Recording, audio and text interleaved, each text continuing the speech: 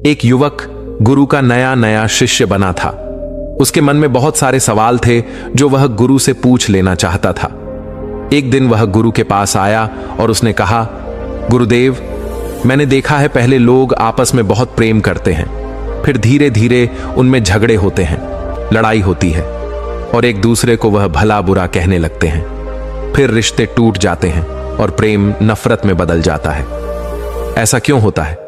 गुरु ने कहा, यह जानने के लिए तुम्हें मेरे साथ चलना होगा। गुरु शिष्य को लेकर एक गांव में पहुंचे। वहां एक घर के द्वार को उन्होंने खटखटाया। भीतर से एक व्यक्ति बाहर आया। उसने गुरु को प्रणाम किया और कहा, गुरुदेव, मैं आपकी किस प्रकार सेवा कर सकता हूं? गुरु ने उस व्यक्ति से कहा, क्या तुम्हारी पत्नी के साथ विवाद समाप्त हो गया? क्या अब तुम खुश हो? उस व्यक्ति ने कहा, मैंने गलती की। गुरुदेव, उस औरत से शादी करके वह बिल्कुल भी अच्छी नहीं है। वह मेरा और मेरे परिवार का ख्याल नहीं रखती। वह हमेशा अकड़ कर बात करती है। वह हमेशा गुस्से में रहती है।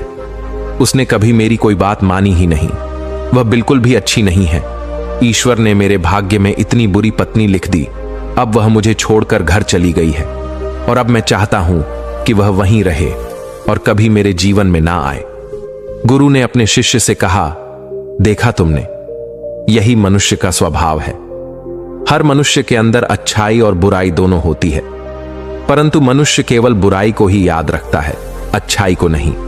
और जब वह किसी की बुराई करने पर आता है तो वह शुरू से लेकर आखिर तक सब कुछ बुरा ही देखता है और बोलता है। और जब वह अपने मन में सब कुछ बुरा ही बैठा लेता है, तब वह यह आशा करता है कि इसके जीवन में सब अच्छा हो। बुराई से जीवन में अच्छाई कैसे पनप सकती है? अच्छाई लाने के लिए, जीवन में सुख और शांति लाने के लिए हमें अच्छाई को तो देखना ही होगा। पर यह काम कोई नहीं करता, क्योंकि ऐसा करने से मनुष्य के अहंकार को चोट पहुंचती है और वह अपने अहंकार से गिरना नहीं चाहता। उस व्यक्ति ने कहा, गुरुदेव, आप यह क्या कह रहे हैं? अगर कोई बुरा है तो उसमें बुराई तो दिखाई देगी ही। मेरी पत्नी बुरी है तो मैं उसमें बुराई ही देखूंगा। उसने आज तक ऐसा कोई काम नहीं किया जिससे मैं खुश हो सकूं।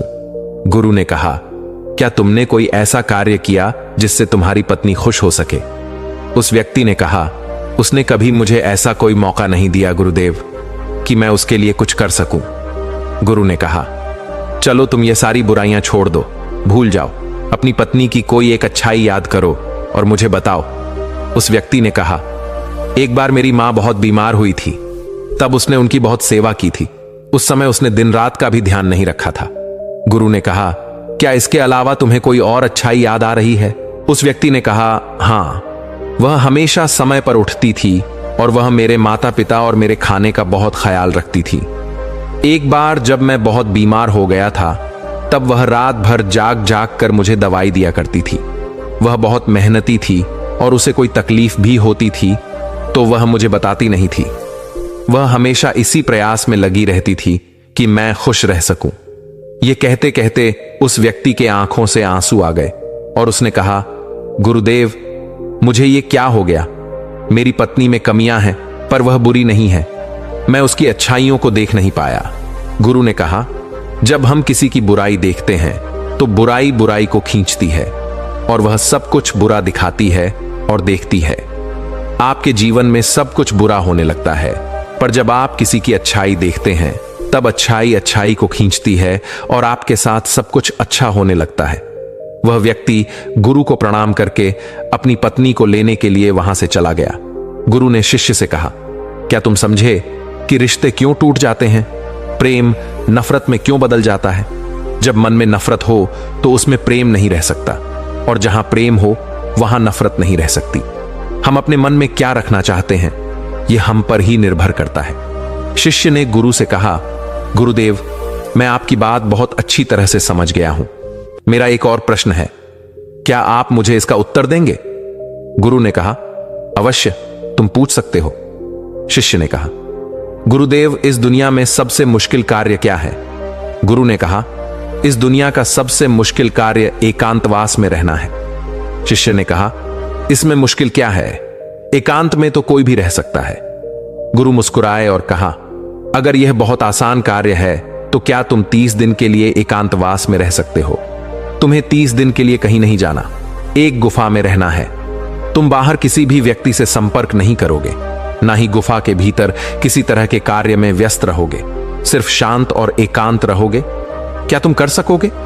शिष्य ने कहा, लेकिन गुरुदेव, यह करके क्या होगा? इससे क्या मिलेगा?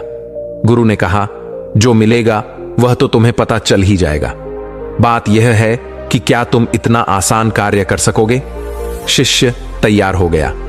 गुरु अपने शिष्य को एक गुफा की ओर ले गए और उन्होंने वहां उसके 30 दिन के खाने पीने का इंतजाम कर दिया और कहा, गुफा का द्वार खुला है। जब तुम्हें लगे कि तुमसे यह नहीं हो रहा तो तुम बाहर आ सकते हो। शिष्य गुफा के अंदर चला गया। पहले दिन उसने बहुत आराम से अपना समय काट लिया। दूसरे दिन उसे अजीब सा महसूस होने लगा। उसका मन बार बार बाहर की ओर भाग रहा था। उसे बेचैनी हो रही थी। वह इधर उधर टहलने लगा, घबराने लगा। जैसे तैसे करके उसने दूसरा दिन भी निकाल लिया। तीसरे दिन वह बहुत बेचैन हो गया। उसने सोचा कि वह यह क्या बेकार का काम कर रहा है, बाहर पता नहीं क्या क्या हो रहा होगा और वह यहां गुफा में बैठा है। वह तीसरे दिन ही गुफा से बाहर आ गया और गुरु के पास पहुंचा। शिष्य को देखते ही गुरु ने कहा, मैं तुम्हारा ही इंतजार कर रहा था। 30 दिन एकांत में रहने की बात हुई थी, तुम तो 3 दिन में ही बाहर आ गए। शिष्य ने कहा, पता नहीं गुरुदेव, पर मैं भीतर से बहुत बेचैन हो रहा था। बार बार बस बाहर जाने का मन कर रहा था। इन 3 दिनों में मैं एकांत भी नहीं साध पाया। मन में बहुत सारे विचार, भावनाओं और बहुत कुछ चल रहा था। कोई मुझे जबरदस्ती बाहर की ओर खींच रहा था। गुरु ने कहा, वह कोई और नहीं, तुम्हारा मन था। मन को एकांत पसंद है ही नहीं। वह हमेशा किसी दूसरे को ढूंढता रहता है। जब उसे कोई दूसरा दिखाई नहीं देता, उसे कोई दूसरा नहीं मिलता, तो वह भी बेचैन हो जाता है, क्योंकि उसका वजूद दूसरों से ही है। अगर दूसरे नहीं होंगे तो मन की शक्ति खो जाएगी और वह तुम पर से अपना नियंत्रण खोने लगेगा। इसीलिए वह जल्द से जल्द तुम्हें बाहर की ओर ले जाना चाहता था और तुम बाहर आ गए। शिष्य ने कहा, गुरुदेव, आप सत्य कहते हैं। एकांतवास करना दुनिया का बहुत ही मुश्किल कार्य है। गुरु ने कहा, तुमने यह नहीं पूछा कि इस दुनिया का सबसे आसान कार्य क्या है? शिष्य ने कहा, गुरुदेव, मेरे मन में यह सवाल भी था, पर मैं पूछ नहीं पाया। गुरु ने कहा, इस दुनिया का सबसे मुश्किल कार्य एकांतवास है, तो इस दुनिया का सबसे आसान कार्य भी एकांतवास ही है। शिष्य ने कहा, आप यह क्या कह रहे हैं गुरुदेव? मैं कुछ समझ नहीं पा रहा। गुरु ने कहा, एकांतवास हमारा स्वभाव है। हम अपने स्वभाव से दूर हो गए हैं। मन के बनाए जाल में हम हमेशा किसी दूसरे को ही ढूंढते रहते हैं और अपने एकांत को खो बैठते हैं। एकांत को साधना नहीं पड़ता, बल्कि वही हमारा स्वभाव है। शिष्य ने कहा, अगर एकांत हमारा स्वभाव है और यह बहुत आसान है, तो मैं क्यों 3 दिन में ही उस गुफा से बाहर आ गया? क्यों मुझे वहां रहना इतना मुश्किल लगा? क्यों मैं वहां भी बेचैन हो गया? गुरु ने कहा, जब तक एकांत तुम्हारे भीतर से उत्पन्न नहीं होगा, तब तक चाहे तुम किसी गुफा में बंद करके ही क्यों ना रखे जाओ, तुम एकांत में नहीं रहोगे। वहां भी तुम अपने आसपास भीड़ इकट्ठी कर लोगे और वह भीड़ तुम्हारे मन के भीतर होगी। गुरु शिष्य को अपने साथ एक नदी के पास ले गए और कहा, इस नदी पर बांध ना हो तो तुम्हें कितना समय लगेगा? क्या तुम उसे आज के आज बांध सकते हो? शिष्य ने कहा, नहीं गुरुदेव, 1 दिन में यह कैसे होगा? 2 दिन, 3 दिन या 4 दिन में भी नहीं होगा। इसमें तो बहुत समय लगेगा। धीरे धीरे बांध की तैयारी होगी। उसकी हर समस्या को देखा जाएगा और उससे निपटा जाएगा और धीरे धीरे समय के साथ बांध तैयार होगा। गुरु ने कहा, ठीक कहा तुमने। ठीक इसी प्रकार मन की नदी पर धीरे धीरे बांध बांधा जाता है। 1, 2 या 3 या 4 दिन में नहीं, धीरे धीरे समय लगाकर यह किया जाता है। शिष्य ने कहा, गुरुदेव, मैं आपकी बात समझ गया हूं। मैं भी धीरे धीरे अपने मन पर बांध बांधने की तैयारी करूंगा। शिष्य ने अपनी साधना पर ध्यान दिया। वह धीरे धीरे मन के विरुद्ध खड़ा होने लगा। उसने छोटे छोटे संकल्प लेने शुरू किए। उसने बहुत सारे संकल्पों को पूरा किया और बहुत सारे संकल्प उसके अधूरे रह गए जो टूट गए थे, पर हर बार वह और अधिक मजबूत होता चला गया। उसका अपने ऊपर नियंत्रण पहले से मजबूत होता जा रहा था। धीरे धीरे उसके छोटे छोटे संकल्प बड़े संकल्पों के रूप में उभरने लगे। फिर एक दिन उसने संकल्प लिया और वह उस गुफा के भीतर चला गया। 30 दिन वह उस गुफा से बाहर नहीं आया। जब 30 दिन गुजर गए तो गुरु को अपने शिष्य की चिंता हुई और वह गुफा के भीतर चले गए। उन्होंने देखा कि उनका शिष्य बिल्कुल शांत होकर एक स्थान पर ध्यान में बैठा हुआ है। गुरु को देखते ही शिष्य खड़ा हो गया और उन्हें प्रणाम कर कहा, गुरुदेव, आप सत्य कहते थे। एकांतवास करना बहुत ही आसान कार्य है। एकांत ही हमारा स्वभाव है और यही हमारी प्रकृति है।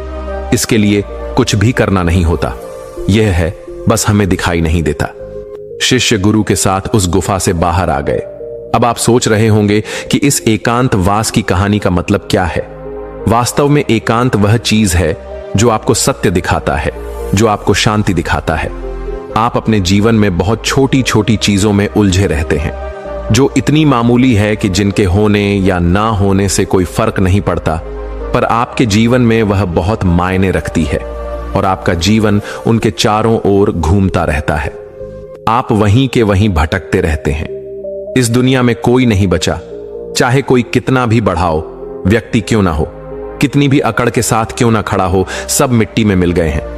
राजा हो, भिखारी हो, शक्तिशाली हो या कमजोर साधु हो या संत हो, कोई भी हो, किसी की अकड़ बाकी नहीं रही। जिन छोटी मोटी चीजों के लिए आज आप इतना लड़ते झगड़ते रहते हैं, क्या करोगे? इन सब चीजों का कुछ पल ही लगते हैं शरीर को मिट्टी बनने में और तुम ऐसे लड़ रहे हो जैसे कि तुम हमेशा यहीं रहने वाले हो। कुछ समय मिला है, बहुत कीमती है, उपयोग कर लो, कुछ सीख लो, कुछ जान लो, कुछ तो जीवन जी लो। सब कुछ जानते हुए भी हम कुछ नहीं जानते। बस यही हमारी विडंबना है और यही हमारी बेहोशी है और इसी से बाहर निकलने का नाम जागरण है और जागृति है और होश है और बुद्धत्व भी है। दोस्तों, इस कहानी से आपने क्या समझा? अपने विचारों को, अपने भावनाओं को एक कमेंट के माध्यम से जरूर बताएं। क्या पता आपके एक कमेंट से किसी का जीवन बदल जाए। धन्यवाद।